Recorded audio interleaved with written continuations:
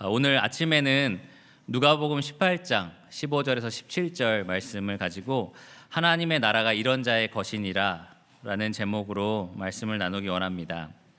누가복음 18장 15절에서 17절입니다. 제목은 하나님의 나라가 이런 자의 것이니라. 여러분 혹시 자소서가 무슨 뜻인지 아십니까? 자소서. 지금부터 여러분들이 앞으로 해야 할 일을 말씀드린 게 아니고 주무시라는 말이 아니고요. 자소서라고 하는 게 아니고 자소서는 무엇을 의미할까요? 혹시 아시는 분? 청년들은 잘 알 텐데. 자기소개서를 의미합니다. 2018년 2월 한국의 통계청 자료에 따르면 지금 현재 126만 5천 명이 실업자라고 합니다. 그러한 시대에 이 자기소개서, 자소서의 비중이 높아진 채용 전형 탓에 잘 쓴 자소서 한 장이면 10스펙 부럽지 않다라는 말이 있습니다. 회사에서 자기소개서를 보고서 사람을 채용하는 기준이 이제 생겨서 많은 사람들이 자소서를 아주 잘 써야 된다라는 겁니다. 그래서 취업 준비생들은 신중하게 자소서를 작성하는데요. 특히 회사가 이런 사원을 우리가 모집한다라고 알리면 자소서를 쓸 때 그 부분을 꼭 기입해야 합니다. 예를 들어 경력 사원 우대 모집 이런 식으로 공고를 하면 자기소개서를 쓸 때는 반드시 과거에 자기가 어떤 일들을 했는지 자기 직무 경험을 상세하게 기록하면 이 회사에 들어갈 확률을 높일 수 있습니다. 그래서 간절히 입사하고 싶은 회사가 있다면 그 회사가 원하는 사람이 누구인지 아는 것이 꼭 필요합니다. 갑자기 왜 채용 박람회 하듯이 왜 직장 얘기를 하느냐라고 생각하실 수 있는데요. 오늘 본문 말씀에서 예수님께서 하늘나라에서 뽑는 사람들 혹은 하늘나라에 들어갈 수 있는 사람들에 대해서 특별히 공고하셨기 때문입니다. 하나님 나라에 들어갈 수 있는 필수 조건을 예수님이 말씀하셨습니다. 16절 말씀을 보시면 하나님의 나라가 이런 자의 것이니라, 이런 자다라고 분명히 말씀을 하셨고요. 17절 말씀에도 누구든지 하나님의 나라를 어린아이와 같이 받아들이지 않는 자는 결단코 거기 들어가지 못하리라. 지금 어떤 사원을 우대한다라고 말씀하신 것도 아니고 필수 조건입니다. 어린아이와 같이 하나님 나라를 받아들이지 않으면 결단코 들어갈 수 없다. 이게 무슨 말일까요? 어린아이 같이 하나님 나라를 받아들인다. 혹은 어린아이 같은 자. 여러분 혹시 이게 무슨 말이라고 생각이 드십니까? 제가 한 이틀 전이죠. 재준이를 한 1박 2일까지는 아니지만 한 반나절을 본 적이 있는데요.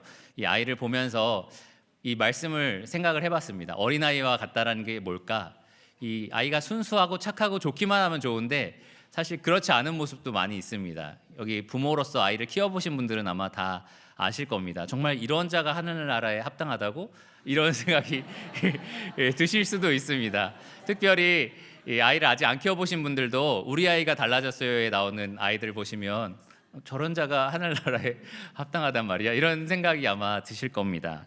많은 학자들이 그럼 이 어린아이 같다는 게 무슨 말이냐, 거기에 여러 가지 해석을 달아 넣는데요. 한 13개 정도 있습니다. 첫째, 어린아이는 속일 줄 모른다. 잘 속이는 아이도 있더라고요. 근데 둘째, 아이들은 무력하다. 셋째, 아이들은 잘 믿는다. 넷째, 아이들은 잘 용서한다. 다섯 번째, 남의 시선을 의식하지 않는다. 여섯 번째, 자기가 받아들여지는지 아닌지를 놓고 안달하지 않는다. 일곱 번째, 신선하다. 여덟 번째, 죄나 의심이 없다. 아홉 번째, 따뜻하게 사랑한다. 열 번째, 업적을 주장하지 않는다. 열한 번째, 사회적으로 낮은 신분이고 비주류다. 12번째, 물질적 혹은 부모의 관심을 끊임없이 필요로 한다. 그리고 마지막 13번째가 겸손하다입니다. 이렇게 굉장히 많은 설명들이 있습니다. 하나님 나라는 어린아이와 같은 자들의 것이다에 대한 여러 학자들의 설명들입니다. 이 중에 뭘까요? 예수님은 과연 어떤 의미로 어린아이 같은 자라고 말씀을 하신 걸까요? 사실 그냥 대충 알면 되지 뭐, 그냥 대충 어린아이 같은 사람이라고 생각해도 되지 뭐라고 우리가 생각할 수도 있는데요. 사실 이걸 아는 것이 굉장히 중요합니다.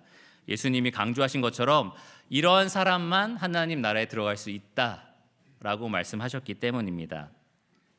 이것이 너무나 중요하기 때문에 세 구절밖에 되지 않지만 마테오와 마가도 예수님의 수많은 가르침과 기적을 기록하면서 동시에 이 사건에 대해서 빠짐없이 기록하고 있습니다.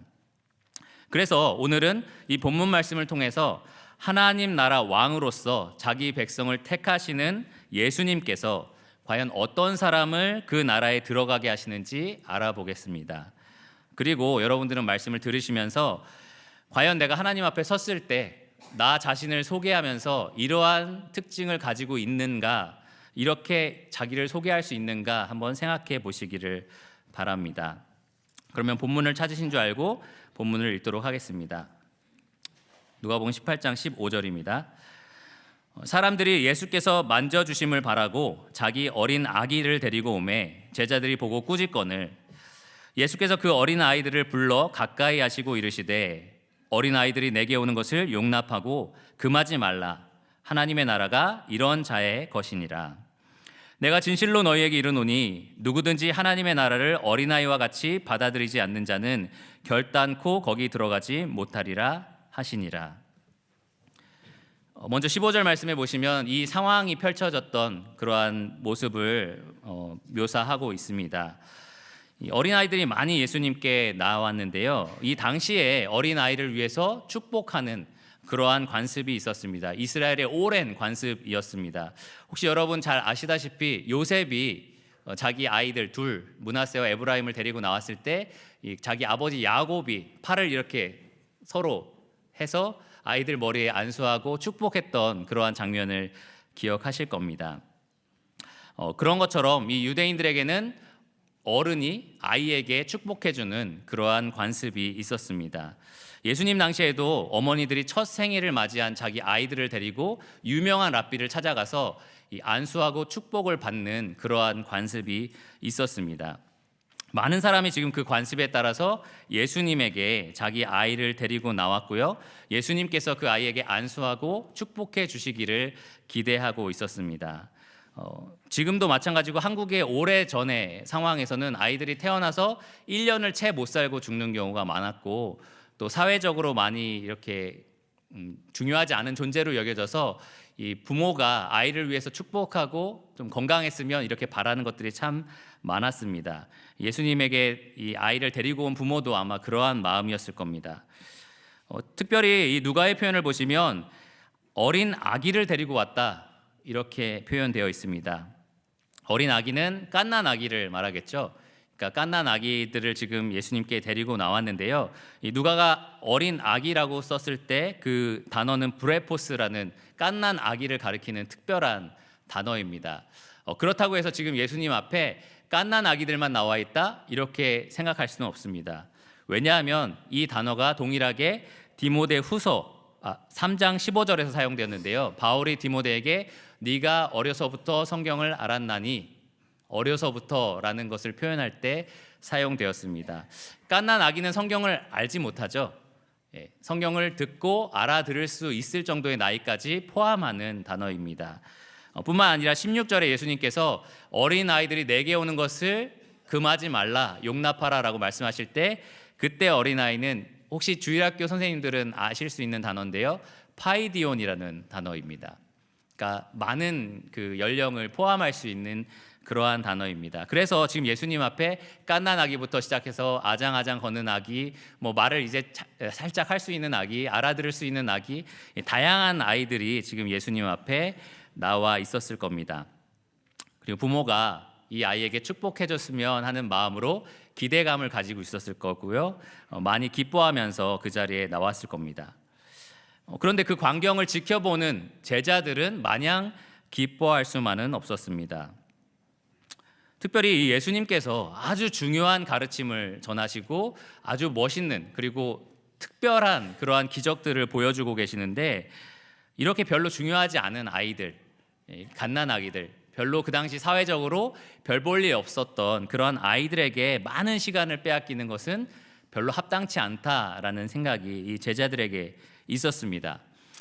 당시 유대인 사회는 한국의 오래전 사회와 비슷해서 아주 가부장적인 사회였습니다. 그래서 집안의 서열 1위는 누굴까요? 아버지였습니다. 서열 2위는 어머니였고요. 마지막이 이제 자녀들이었습니다. 특별히 농경 사회였죠. 그러한 농사짓고 목축업을 하는 그러한 사회에서 아이들은 가정의 보탬이 되기보다는 짐이 되는 아이들이었습니다. 특별히 자라서 힘이 생기고 지혜가 생기기 전까지는 이 아이들은 별로 가정에 기여하는 것이 없는 그러한 존재였습니다. 그래서 그 당시의 문헌들을 보면 아이들을 그렇게까지 중요한 존재로 다루고 있지 않습니다. 물론 아이에 대한 부모의 마음은 다 비슷비슷했겠지만 그만큼 사회적으로 중요한 존재로 여겨지지 않았다는 겁니다. 한국도 예전에 생각을 해보면 애들이 뭘 알아라는 생각도 했었고요. 어른들끼리 뭘 하면 어른들끼리 얘기하니까 애들은 빠져, 이런 생각들이 많았잖아요. 그러니까 그러한 사고들이 이 당시에는 굉장히 많았던 겁니다. 제자들이 볼 때는 예수님이 그렇게 사회적으로 별 볼 일 없는 사람들, 그러한 사람들에게 한 사람 한 사람 다 안수를 하면서 축복을 해야 하는 거 굉장히 수고로운 일이고 귀찮은 일일 거다, 그러한 생각을 했던 겁니다. 그래서 예수님 앞에 쭉 줄지어 선 그 사람들을 다 가리켜서 꾸짖게 됩니다. 아주 귀찮은 존재를 내쫓듯이 우리 선생께서 이런 보잘것없는 아이들까지 다 받아줘야겠느냐, 그러한 말을 하면서 아마 그들을 막아섰을 겁니다. 예수님은 제자들과 생각이 달랐습니다. 16절 말씀을 보시면 예수님은 그들을 귀찮아하지 않으셨습니다. 예수께서 그 어린아이들을 불러 가까이 하셨다. 누가는 이렇게 기록을 합니다. 예수님은 그들을 사랑하셨고요, 어린아이를 불러서 자기 앞으로 나오게 했습니다. 그리고 제자들에게 이렇게 말씀하십니다. 어린아이들이 내게 오는 것을 용납하라. 그리고 금하지 말라. 이렇게 두 번 반복해서 말씀을 하시는데 사실 같은 말입니다. 어린아이들이 내게 오는 것을 허용하라라는 말을 같이 하고 계십니다. 한 번은 긍정으로 하셨죠. 내게 오는 것을 용납하라라고 말씀하셨고요. 한 번은 부정으로 하셨습니다. 내게 오는 것을 금하지 말라. 왜 두 번 반복하셨을까요? 강조하시려고 한 겁니다. 두 번 강조하시면서 제자들을 강하게 꾸짖으신 겁니다. 특별히 마가복음 10장 14절에는 똑같은 사건에 대해서 예수께서 노하시며 말씀하셨다, 이렇게 기록되어 있습니다. 두 번이나 반복하면서 이 아이들이 나에게 오는 것을 막지 말라, 용납하라 라고 꾸짖으셨습니다. 왜 꾸짖으셨을까요? 왜 제자들을 향해서 예수님은 이렇게 노를 바라셨을까요? 제자들은 예수님 입장에서 귀찮으실 텐데 성가시게 해드리면 안 될 것 같은데 우리가 막아드려야겠다, 이런 생각을 한 것 같은데 왜 예수님은 제자들을 꾸짖으셨을까요? 예수님은 이 제자들의 마음속에 있는 잘못된 생각을 지금 꾸짖고 계십니다. 그들 마음속에 어린아이는 우리와 다르다, 우리는 하나님 나라에 합당하고 예수님의 용납을 받을 만하지만 우리보다 조금 더 못한 이 존재 어린아이들은 거기에 합당하지 않다, 이런 생각들을 하고 있는 것이 교만이라고 생각하신 겁니다. 아이들에 비해서 우리가 높다라고 생각했던 것, 하나님 나라에는 저 천하고 별 볼 일 없는 어린아이보다는 우리가 합당하다라고 생각했던 그 마음을 예수님은 지금 꾸짖고 계십니다. 어떤 면에서 제자들이 알고 있었는지 모르겠지만 그들 마음속에서 이러한 생각들이 있던 겁니다. 마치 예수님 비유 속에 있는 바리새인의 기도처럼 하나님이여 우리는 저 아이들과 같지 않음을 감사합니다. 그러한 서로 분리하고 교만한 그러한 마음들이 이 제자들 속에 있었던 겁니다. 이와 유사한 사건을 통해서 우리가 제자들 마음속에 있는 이러한 교만을 발견할 수 있는데요. 마태복음 18장에 아주 유사한 사건이 있었습니다. 이 마태복음 18장에 보면 예수님께서 계셨을 때 제자들이 나와서 예수님께 이렇게 묻습니다. 천국에서는 누가 큽니까? 왜 이 질문을 했을까요? 우리 중에 누가 큰지 알고 싶어서죠. 그래서 제자들은 천국에서 누가 큽니까? 라고 질문을 했습니다. 서로 큰 자가 되고 싶었던 겁니다. 그때 예수님이 오늘과 비슷하게 어린아이 하나를 자기 앞으로 불러다가 세워놓고 제자들에게 이렇게 말씀하십니다. 진실로 너희에게 이르노니 너희가 돌이켜 어린 아이들과 같이 되지 아니하면 결단코 천국에 들어가지 못하리라. 오늘과 비슷한 교훈입니다. 그러므로 누구든지 이 어린아이와 같이 자기를 낮추는 사람이 천국에서 큰 자니라. 이 제자들은 당연히 우리들이 다 천국에 들어갈 건데 그 중에 누가 높습니까? 라고 질문을 한 겁니다. 예수님의 대답은 너희가 이 어린아이 같이 낮추지 않으면 아예 천국에 들어갈 수도 없다. 이렇게 대답을 하신 겁니다. 그런 교만한 생각을 가지고서는 아예 천국에 들어가지도 못한다. 그래서 예수님은 너희가 돌이켜라. 그 가고 있는 방향에서 돌이켜서 너희를 낮추라. 이렇게 말씀을 하셨습니다. 천국은 자기를 낮추는 자, 겸손한 자의 것이다. 그렇게 말씀을 하신 겁니다. 예수님이 오늘 이 본문에서 제자들에게 하고 싶었던 말씀도 그것과 같습니다. 이 어린아이와 같은 자가 하늘나라를 소유한다. 이 낮추고 겸손한 자가 이 하늘나라에 합당하다. 그 말씀을 하신 겁니다. 이것이 어린아이 같은 자의 첫 번째 특징입니다. 겸손하고 자신을 낮추는 자입니다. 잘 생각해 보면 누가가 이 사건들을 쭉 기록할 때 바로 직전에 기록한 이 바리새인과 세리의 비유가 오늘 이 첫 번째 특징과 맞는 것을 보게 됩니다. 이 바리새인과 세리의 기도를 보시면 누가 의롭다함을 받고 집으로 돌아갔죠? 하나님이여 감사합니다. 제가 이렇게 뛰어나서 감사합니다라고 했던 교만한 바리새인, 그가 의롭다함을 받았을까요? 아닙니다. 가슴을 치면서 하늘을 감히 쳐다보지도 못하고 하나님이여 저는 죄인입니다. 이렇게 자신을 낮춘 사람이 의롭다함을 얻었습니다. 그리고 나서 이 사건을 기록하면서 누가는 예수님께서 이 일어난 사건을 통해서 자, 이 어린아이처럼 자신을 낮추는 사람, 겸손한 사람이 하나님 나라에 들어간다. 그것을 제자들에게 다시 한번 일어난 사건을 통해서 가르쳐주고 계신 것입니다. 어떻게 보면 영어로는 오브젝트 레슨이라고 하고 본보기라고도 하는데요. 비유로 예수님이 한번 가르쳐 주신 것을 실제 일어난 사건을 통해서 다시 한번 제자들에게 알려주신 것입니다. 겸손한 자, 낮아진 자가 하나님 나라를 들어갈 수 있다.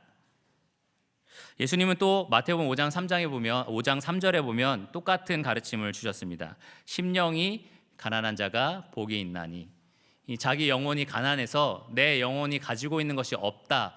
하나님 앞에서 나는 철저히 부족하고 모자란 사람이다라는 것을 인정하는 사람, 자기 영혼의 가난한 상태를 알고 있는 사람, 그가 복이 있다. 왜냐하면 천국이 그들의 것임이라. 이렇게 예수님이 말씀을 하셨습니다. 이것이 예수님이 말씀하신 첫 번째 어린아이 같은 자의 특징입니다. 부모 없이 아무것도 할 수 없고요. 아무것도 가진 것이 없고요. 그래서 부모가 없다면 생존 자체가 불가능한, 철저하게 자기가 부모에게 의존할 수밖에 없는 존재라는 것을 아는 그러한 겸손한 어린아이, 그들이 천국에 들어갑니다. 이제 두 번째로 어린아이 같은 자의 두 번째 특징을 살펴보겠습니다. 17절 말씀을 보시면 내가 진실로 너희에게 이르노니, 예수님이 다시 강조하십니다. 이런 표현은 뭔가 중요한 가르침을 주실 때에, 절대 잊지 말아야 할 가르침을 주실 때에 하는 말씀입니다. 내가 진실로 너희에게 이르노니 누구든지 하나님의 나라를 어린아이와 같이 받아들이지 않는 자는 결단코 거기 들어가지 못하리라. 결단코 들어가지 못한다. 아주 단호한 판결문입니다. 어린아이 같지 않으면 너네 절대로 천국에 들어갈 수 없다. 이렇게 분명하게 말씀을 하셨습니다. 이 어린아이 같이 하나님 나라를 받아들인다가 무슨 의미인지 이제 우리가 파악을 해야 하는데요. 아까 초반에 말씀드린 것처럼 여러 사람들의 추측이 있습니다. 제 생각에는 이 말씀이 오늘 말씀을 분명하게 밝혀주는 핵심 말씀이다라고 생각을 하는데요. 이 성경 해석의 원리에 따르면 성경이 성경을 해석하게 하라라는 그 법칙이 있습니다.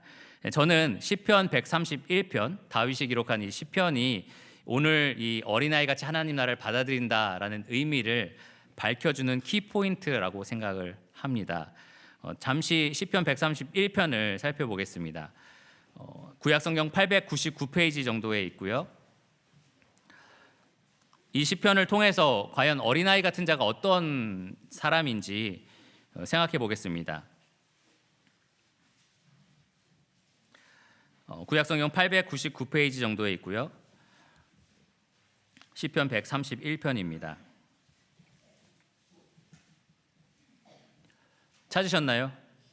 네. 그러면 짧으니까 저희가 한 목소리로 한번 읽어보겠습니다. 여호와여, 내 마음이 교만하지 아니하고 내 눈이 오만하지 아니하오며 내가 큰 일과 감당하지 못할 놀라운 일을 하려고 힘쓰지 아니하나이다. 실로 내가 내 영혼으로 고요하고 평온하게 하기를 젖된 아기가 그의 어머니의 품에 있음 같게 하였나니 내 영혼이 젖된 아이와 같도다. 이스라엘아, 지금부터 영원까지 여호와를 바랄지어다. 네, 오늘 이 말씀은 우리 아침에 살펴본 그 본문 말씀과 굉장히 잘 맞아 떨어지는 말씀입니다. 특별히 이 말씀은 141편 앞에 보면 다윗의 시 곧 성전에 올라가는 노래라고 되어 있는데요.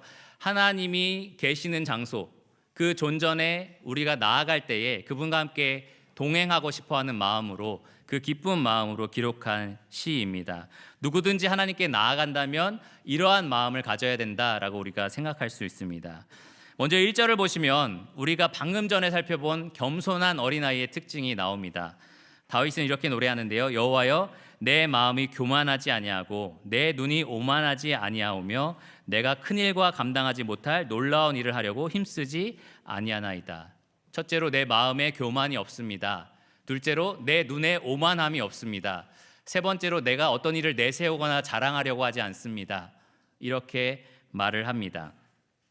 우리가 방금 배운 어린아이와 같은 특징입니다. 겸손히 자신을 낮춥니다.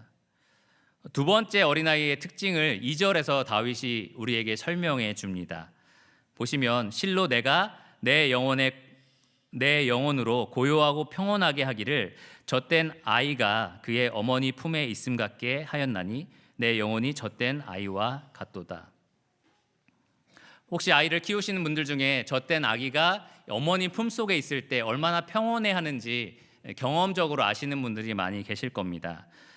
사실 어머니가 모든 위험으로부터 자기를 보호해 줄 것이다, 또 모든 필요를 이 어머니가 공급할 것이다 라는 것을 믿기 때문에 아이가 그 품에서 평온하고 안전할 수 있습니다. 부모로서 여러분들은 자기의 한계를 느낄 거고요, 인격적인 부족함을 다 알고 계실 건데 그 부모 품에 안긴 아기는 다릅니다. 아기는 그런 거를 모릅니다. 다만 어머니가 모든 것을 해줄 거다라는 믿음을 가지고 아주 평온히 어머니를 온전히 신뢰하고 있습니다. 다윗이 지금 그러한 표현들을 하고 있습니다. 내가 하나님 앞에서 그러한 마음으로 하나님께 나아갑니다 라고 표현을 하는 겁니다. 이것이 바로 예수님이 두 번째로 말씀하신 하나님 나라를 믿음으로 받아들이는 어린아이의 자세입니다. 하나님께서 어머니처럼 나에게 필요한 모든 것을 공급하실 거고 나를 보호하실 것이다 라는 순전한 믿음이 있는 사람들입니다. 톰 라이트는 이렇게 설명했습니다. 하나님 나라를 받아들이는 것은 엄마 젖을 먹고 엄마와 눈을 맞추며 환하게 웃는 법을 배우는 것과 같다. 우리 마음이 하나님으로 인해서 온전히 평안함을 누리는, 왜냐하면 하나님을 신뢰하기 때문에, 그것이 바로 두 번째로 어린아이와 같은 사람의 특징입니다. 특별히 다윗은 131편 3절에 자기만 그럴 것이 아니라 모든 이스라엘이 그렇게 되기를 원한다고 설명합니다. 이스라엘아, 지금부터 영원까지 여호와를 바랄지어다. 여기 바라다라는 표현은 소망하다, 기다리다라는 의미를 갖습니다. 이 하나님을 신뢰하기 때문에 그분이 이루실 약속을 나는 소망하며 기다리는 것입니다. 그렇게 하나님을 믿고 신뢰하라, 다윗은 이스라엘 백성에게 요구하고 있습니다. 그리고 그것이 오늘 본문에서 예수님이 제자들에게 요구하신 자세입니다. 하나님을 믿고 그분이 하신 약속을 의지하면서 잠잠히 기다리라. 마치 젖된 아기가 어머니 품에서 평온함과 고요함을 누리는 것처럼 그 하나님 안에서 평온함과 고요함을 누려라. 그것이 지금 예수님이 하시고 있는 말씀입니다. 그리고 참 말씀을 공부하면서 신기했던 것이 이 특징이 또 예수님이 그 전에 했던 비유와 똑같은 내용이라는 것을 보게 되었습니다. 첫 번째 특징이 겸손인데 그것이 바로 직전에 했던 세리의 비유에서 나온 자세라면 지금 나와 있는 믿음이라는 자세는 그 전에 하신 비유, 과부가 불의한 재판장에게 나가서 자기의 원통함을 풀어달라라고 간절히 기도했던 장면. 그때 예수님이 하물며 너희 아버지께서 하나님께서 택한 자들의 원한을 풀지 않으시겠느냐. 하나님을 믿으라는 말이었죠. 그러니까 그것과 지금 또 연결되고 있는 장면입니다. 어떻게 보면 예수님이 참 지혜로우시다라는 생각을 하게 됐습니다. 두 가지 비유를 딱 가르치시고 나서 제자들이 아이들을 막아섰을 때 이 사건을 통해서 내가 가르쳤던 내용을 다시 한번 제자들에게 상기시켜야겠다. 예수님이 이렇게 생각을 하시고 믿음과 겸손에 대해서 다시 한번 그들을 가르쳐 주신 것입니다. 오늘 사건을 통해서 예수님은 두 가지를 말씀하신 겁니다. 첫째, 하나님 나라는 하나님을 믿고 바라는 자에게 주어진다. 둘째, 하나님의 나라는 겸손히 자신을 낮추는 자에게 주어진다. 이것이 하나님 나라에 들어가는 자의 특징입니다. 그리고 이것이 바로 어린아이 같은 자라고 예수님이 말씀하신 내용의 의미입니다. 겸손과 믿음, 모든 사람에게 그것이 필요합니다. 오늘 이 말씀을 통해서 우리는 그럼 어떤 교훈을 얻을 수 있을까요? 한 세 가지 정도를 말씀을 드리겠습니다. 첫째, 먼저 우리는 우리가 과연 겸손한 사람인지 살펴볼 수 있습니다. 하나님 앞에 과연 나는 겸손한 사람인가? 내 마음속에 조금이라도 교만한 생각이 자리 잡고 있지는 않은가? 혹시 내 눈에 오만한 생각으로 다른 사람을 판단하고 있지는 않은가? 혹은 다윗이 말한 것처럼 내가 한 일, 놀라운 일들을 말하느라고 바쁘진 않은가? 그렇다면 예수님이 말씀하신 것처럼 돌이켜서 어린아이와 같이 낮추는 사람이 돼야 합니다.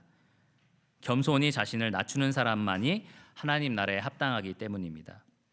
두 번째 교훈은 하나님에 대한 우리의 믿음을 점검하라입니다.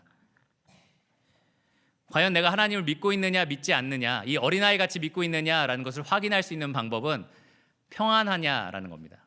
내가 지금 이 아이가 어머니 품에 있는 것처럼 평안함을 누리고 있느냐라는 겁니다. 내가 겪고 있는 어려움 속에서 또 갈등 속에서 또 질병과 고통 속에서 그러한 고난이 분명히 괴롭지만 그럼에도 불구하고 아이처럼 어머니 품에 있는 것처럼 평안하고 고요함을 내가 누리고 있느냐, 그만큼 하나님을 신뢰하고 있느냐 한번 잘 생각해 보시기를 바랍니다.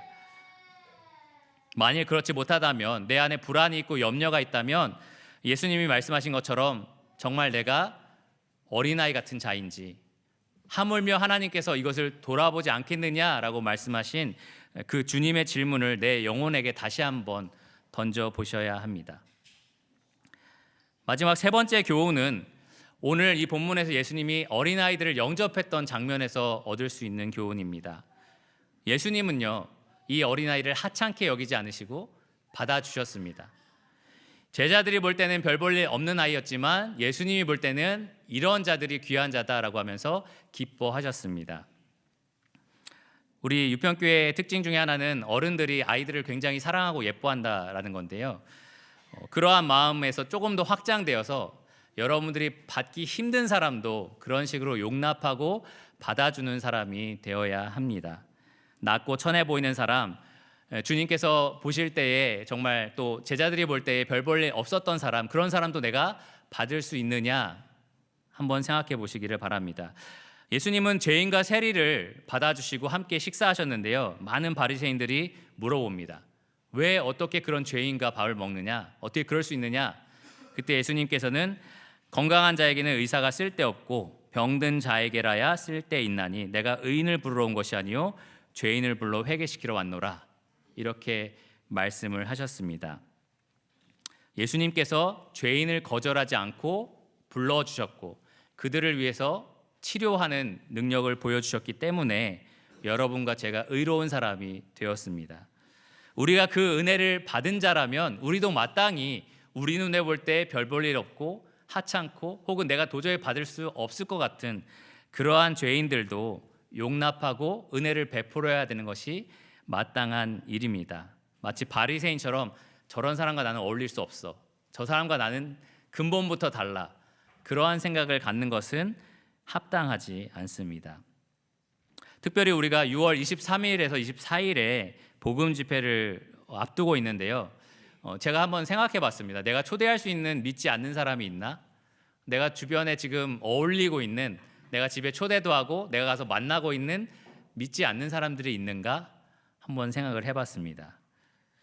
만약에 한 사람도 없다면, 그렇다면 마치 우리가 바리새인처럼 혹은 이 제자들처럼 죄인과 세리와는 상종하지 못하겠다라는 마음으로 살고 있어서 그런 건 아닌가 한번 생각해 볼 필요가 있습니다. 우리는 예수님처럼 그들을 예수님 앞에 인도하는 사람들이 되어야 합니다. 내가 그 은혜와 축복을 입은 사람이라면 그들도 그 은혜와 축복을 입을 수 있도록 인도하는 사람이 되어야 합니다. 예수님은 누구든지 내 이름으로 이런 어린 하나를 영접하면 곧 나를 영접하는 것이다, 이렇게 말씀하셨고요. 이 작은 자 중에 하나라도 잃는 것은 하늘에 계신 너희 아버지의 뜻이 아니다, 이렇게 말씀하셨습니다. 여러분들이 지금 만나고 있는, 용납하고 있는 그러한 죄인들이 있는지 한번 생각해 보시기를 바랍니다. 예수님처럼 영접하시기를 바랍니다. 그들 중 단 한 사람도 예수님은 잃어버리지 않기 원하십니다. 결론적으로 청년의사라는 신문을 제가 읽었는데요. 이 청년의사라는 신문사에서 한 설문조사를 하게 됩니다. 의사들은 땡땡땡 하는 환자가 가장 좋다, 땡땡땡 하는 환자는 가장 싫다, 이렇게 두 가지로 설문조사를 했습니다. 여러분이 의사라면 어떤 환자가 제일 싫으세요? 돈 안 내는 환자, 여러 환자들이 있겠죠. 네, 그 의사들이 설문조사를 했을 때 이러한 결과를 냈는데요. 그 결과가 아주 간단하고 당연했습니다. 의사들은 자신을 믿고 따라주는 환자를 제일 좋아한다라고 결론이 났고요. 반대로 의사를 믿지 않고 멋대로 하는 환자를 가장 싫어한다, 이렇게 결론이 났습니다. 자세한 결과에 따르면 제일 싫어하는 환자들은 이렇습니다. 자세히 물어보는 것은 좋은데 불가능한 부분을 얘기해주면 실력이 없어서 그런 거 아니냐, 다른 병원에 가면 되는 거 아니냐, 이렇게 따지고 또 시키는 대로, 의사가 시키는 대로 전혀 하지 않으면서 멋대로 하다가 낫지 않는다면서 불평불만을 터뜨리는 사람, 혹시 여러분 중에 그런 환자가 있을지 잘 모르겠습니다. 또 설명을 제대로 듣지 않고 화만 내는 사람, 이런 환자가 제일 싫다라고 결론이 났고요. 또 의사가 가장 좋아하는 환자는 이렇다고 합니다. 작은 배려에도 고마워하고 치료에 대해 절대적으로 신뢰를 보이는 사람, 의사가 자기를 위해 일할 거라고 믿는 사람, 호전이 더뎌도 기다려주는 환자, 웃으면서 고맙다고 하고 빈말이라도 선생님 때문에 지금까지 잘 지낸다고 말하는 환자. 이 결과를 보면서 의사 대신 예수님을 넣고 환자 대신 우리를 넣어도 말이 맞겠다라는 생각을 하게 됐습니다. 특별히 오늘 본문에 따르면 말이죠. 하나님이 가장 좋아하는 사람이 누구일까? 하나님이 가장 싫어하는 사람은 누구일까? 이렇게 생각할 때 의사랑 거의 비슷하겠다라는 생각을 했습니다. 하나님은 자기를 불신하고 자기 멋대로 교만하게 말하는 사람을 가장 싫어하십니다. 하나님은 하나님을 온전히 신뢰하고 자신을 낮추는 사람을 가장 사랑하십니다. 하나님은 뭔가 마음에 안 드는 일이 일어나면 하나님이 능력이 없어서 그런 게 아니냐, 혹은 하나님 나에 대한 사랑이 부족해서 그런 거 아니냐, 내가 하나님밖에 없어서 지금 하나님을 믿고 있는 건지 아느냐, 이렇게 말하는 사람을 싫어하십니다. 하나님이 말씀하신 대로 따르지는 않으면서 뭔가 일이 꼬일 때, 삶이 엉망이 될 때 하나님에 대해서 불평불만을 터뜨리는 사람, 하나님이 말씀하신 것을 제대로 듣지도 않고 화만 내는 사람, 이런 사람을 하나님이 가장 싫어하십니다. 반대로 하나님이 가장 좋아하시는 사람은 항상 하나님을 바라고 겸손히 그분을 따르는 사람입니다. 하나님의 모든 은혜에 고마워하면서 하나님이 하시는 일에 절대적인 신뢰를 보이는 사람, 하나님이 자기를 위해서 일하고 있다라고 분명히 믿는 사람, 지금 내 상황이 더디고 어려 보여도 기다릴 수 있는 사람, 웃으면서 감사하고 하나님 때문에 지금까지 잘 지내고 있습니다. 이렇게 말하는 사람을 하나님이 가장 사랑하십니다. 오늘 이 말씀을 통해서 저는 하나님 나라에 합당한 사람, 거기에 들어갈 수 있는 어린아이와 같은 자에 대해서 말씀을 드렸습니다. 심령이 가난하고 어머니 품에 안긴 젖된 아기처럼 하나님을 의지하고 믿는 사람, 그가 가장 하나님 나라에 합당한 사람입니다. 여러분이 하나님 나라 앞에 섰을 때에 내가 이런 사람입니다 라고 자기소개를 하게 된다면 이런 특징을 말씀하실 수 있을 것 같습니까? 만일 그렇지 않다면 돌이켜서 이 어린아이와 같은 자가 되는 여러분이 되시기를 원합니다. 기도하고 말씀을 마치겠습니다.